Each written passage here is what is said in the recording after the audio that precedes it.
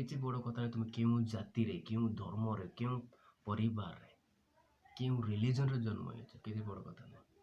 କଥାଟା ହେଉଛି ତୁମେ ଏଇ ଜଗତକୁ କ'ଣ ପାଇଁ ଆସିଅଛ, ଜଗତକୁ ଆସିଥିବା କାରଣ କ'ଣ, ଉଦ୍ଦେଶ୍ୟ କ'ଣ ପାଇଁ ଜନ୍ମ ହେଇ ଆସିଅଛ, ଆପଣଙ୍କର ଦାୟିତ୍ୱ କ'ଣ।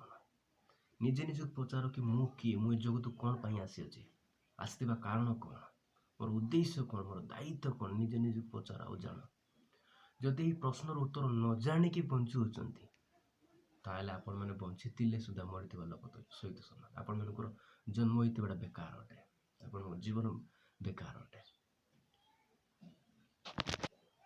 ଯଦି ବା ଆପଣମାନେ ଖ୍ରୀଷ୍ଟିଆନ ପରିବାରରେ ମଧ୍ୟ ଜନ୍ମ ହୋଇ ଅଛନ୍ତି, ଏଇ ଗୋଟେ କଥାକୁ ସବୁବେଳେ ମନେ କରନ୍ତୁ, ଯଦି ବା ଆପଣମାନେ ଖ୍ରୀଷ୍ଟିଆନ ପରିବାରରେ ମଧ୍ୟ ଜନ୍ମ ହୋଇଛନ୍ତି କିନ୍ତୁ ଆପଣମାନଙ୍କର ଦାୟିତ୍ୱ ଜାଣିନାହାନ୍ତି, ଉଦ୍ଦେଶ୍ୟ ଜାଣିନାହାନ୍ତି, ନିଜେ ନିଜକୁ ଜାଣିନାହାନ୍ତି କି ମୁଁ କିଏ, ମୁଁ ଜଗତକୁ କ'ଣ ପାଇଁ ଆସିଲି, ମୋର ଦାୟିତ୍ୱ କ'ଣ, ମୁଁ କ'ଣ ପାଇଁ ଜଗତକୁ ଜନ୍ମ ହୋଇ ଆସିଲି, ଯଦି ଏଇ ପ୍ରଶ୍ନର ଉତ୍ତର ନ ଜାଣିକି ବଞ୍ଚୁଅଛନ୍ତି ତାହେଲେ ଆପଣମାନେ ଖ୍ରୀଷ୍ଟିଆନ ପରିବାରରେ ଜନ୍ମ ହୋଇଥିଲେ ମଧ୍ୟ ଆପଣମାନଙ୍କ ଜୀବନ ବେକାର ଅଟେ, ଆପଣମାନଙ୍କର ଜନ୍ମ ହୋଇଥିବାଟା ମଧ୍ୟ ବେକାର ଅଟେ।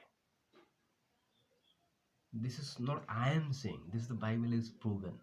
Bible clearly says, Proverbs chapter 29:18 clearly says that my people are perishing without vision. ମୁଁ କହୁନା, ଏଇଟା ବାଇବେଲ କହୁଛି କି ମୋର ଲୋକମାନେ ବିନା ଉଦ୍ଦେଶ୍ୟରେ ବିନାଶ ହେଉଛନ୍ତି,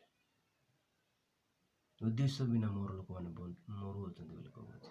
ଇତୋପଦେଶ 29:18 କହୁଛି, ମୁଁ କହୁନାହିଁ। Even though you are born in Christian family, if you don't know the purpose of your life, the responsibility in your life, the focal point of your life, then your birth is meaningless. This is what the Bible clearly says. ଏଇଟା ହେଉଛି Bible ସ୍ପଷ୍ଟ ଭାବରେ କହୁଛି, ମୋର ଲୋକମାନେ ବିନା ଉଦ୍ଦେଶ୍ୟରେ ବିନାଶ ହେଉଛନ୍ତି। So my friend, you must have the great aim, great vision, great ambition, great purpose in your life, great responsibility in your life. As the Bible again, the Paul is reminding to us, to you and me, live your life with great aim, great vision, great ambition. Don't run aimlessly. Bible କହୁଛି ଜୀବନକୁ ବଞ୍ଚ ଗୋଟେ ମହାନ ଉଦ୍ଦେଶ୍ୟର ସହିତ, ମହାନ ଦାୟିତ୍ୱର ସହିତ, ଗୋଟେ ମହାନ ବଜର ସହିତ ଝିଅ।